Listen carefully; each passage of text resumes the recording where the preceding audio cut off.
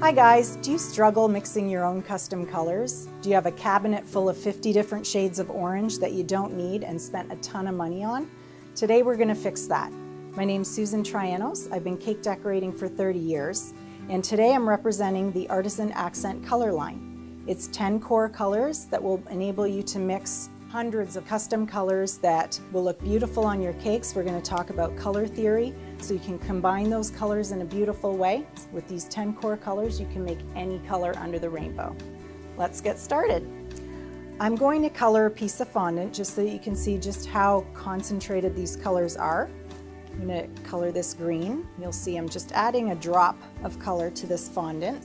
I'm working with PME fondant, mostly because it's my favorite fondant, but I find it colors really, really well.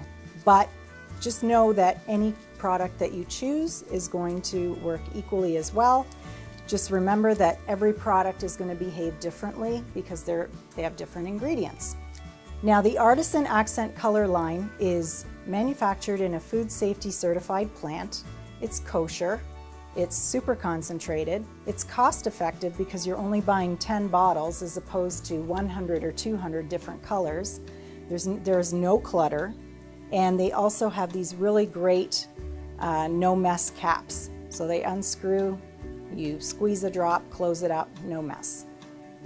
So that's another reason why I love them. Colors scare a lot of people. They don't know what goes together really well, what proportions to put together. But today we're going to talk about all of that stuff. But there's one rule you got to remember. All colors go together. You just need to know how to put them together. So the less adventurous person that doesn't want to try and experiment, I'm going to show you a few different color schemes that will always work. This is our basic color wheel. Our color wheel is comprised of primary colors, secondary colors, and tertiary colors. All kind of grade 2 kind of stuff, but we're going to go over it again. So our primary colors are red, blue, and yellow. These are colors that cannot be created by mixing any colors together. They're pure colors. And pretty much all colors are made up from these 3 colors. Secondary colors are colors that are mixed together using the two primaries. So when you mix red and yellow together, you're going to get orange. When you mix yellow and blue together, you get green. Red and blue, you get violet or purple. So violet, orange, and green are your secondary colors. Tertiary colors are a lot of fun. Tertiaries are mixed by using a primary and a secondary that are adjacent on the color wheel. So this is a tertiary here. This is yellow-orange. So we've got yellow and orange is giving you this yellow-orange. Or red-orange. You get this really pretty sort of a coral shade. So these are our core colors, and I'm going to just quickly show you how to put them together, make some muted shades, pastels, and we're going to have a lot of fun. I'm going to start with the most basic of color schemes, and that's the complementary color scheme. It's a really easy one to put together, and you can't really fail. One color should always be the dominant though. Because they are opposites, you don't want them to fight. So if you choose red and green, don't put them on your cake in equal amounts. Maybe do 75% red with a 30% accent of the green. That way you're not really making those colors fight too much and blinding the people looking at the cake. So red and green is a good example of a complementary color scheme. Yellow, orange, and blue, violet look fantastic together. Split complementary is another really foolproof one and probably my favorite one. Split complementary is when you take your main color, let's choose orange, and you go right across the color wheel. Its opposite is blue. So that's our complementary, but split complementary is when you choose the accent colors on either side of the blue. So in this combination, we would have orange, blue-green, and blue-violet. Really nice color combination. Always remember to have a dominant color, and your 2 accents will always make that prominent color pop. The next color scheme I'm going to show you is called a related color scheme or analogous. What that means is it's 3 or 4 colors side by side on the color wheel. So for example, I'm going to choose yellow, green, green, blue, green, and blue. You can see that these 4 colors work really, really well together. These colors could be used for an outdoor scene. They can be used for an underwater scene if you're doing a mermaid cake. Really great color combination.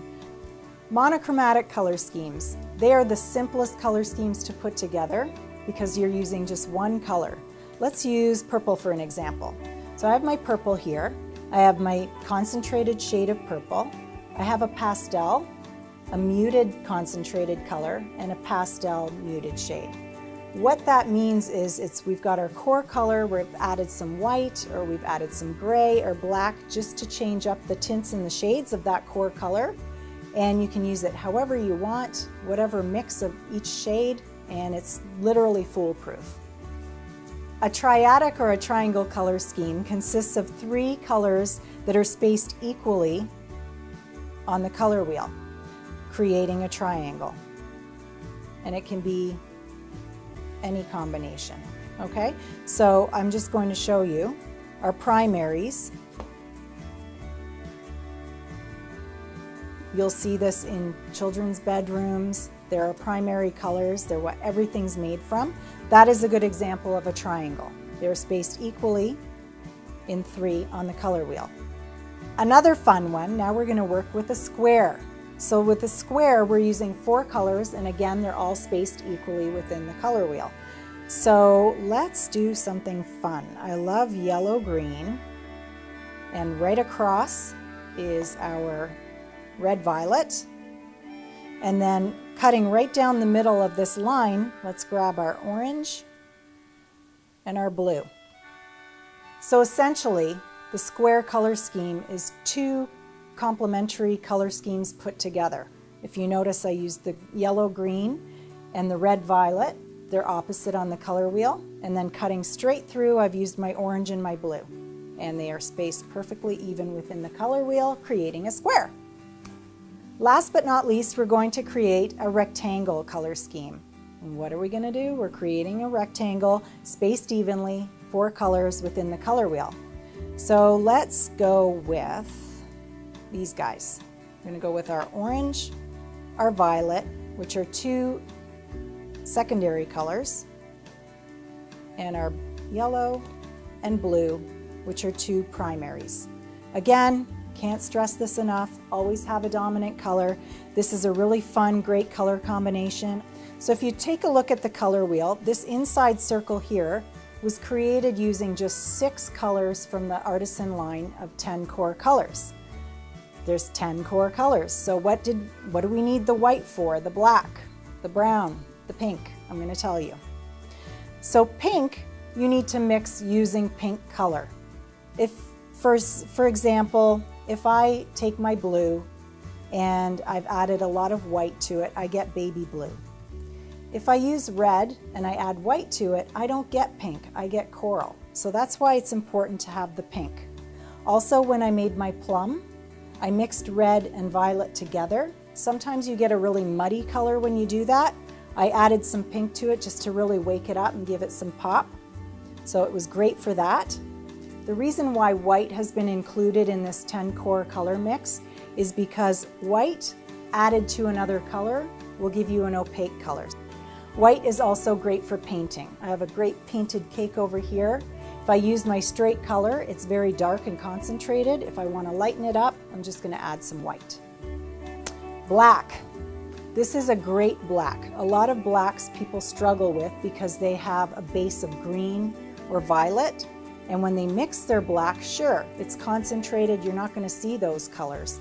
But when you want gray and your black has a tinge of green or violet to it, your gray is going to have a tinge of green or violet. So that's not a good thing. But you'll see with the Artisan Accents black, I've mixed just a small amount in white fondant and I have a true gray. It's a great color. Brown is a mix of our primary colors, so our red, our yellow, and our blue. But who wants to mix them and get them just right to get a nice brown? So we've included the brown. The brown and the black I also use a lot to mute colors. So if you look at this color wheel, we've got our concentrated core colors, full strength. The next row are pastels. So I've just added a little less color to my white fondant to get those pastels. The next row of colors was created by using my base color and adding either a little bit of black or a little bit of brown. I tend to use brown for my warm colors to mute them and black for my cool colors to mute them.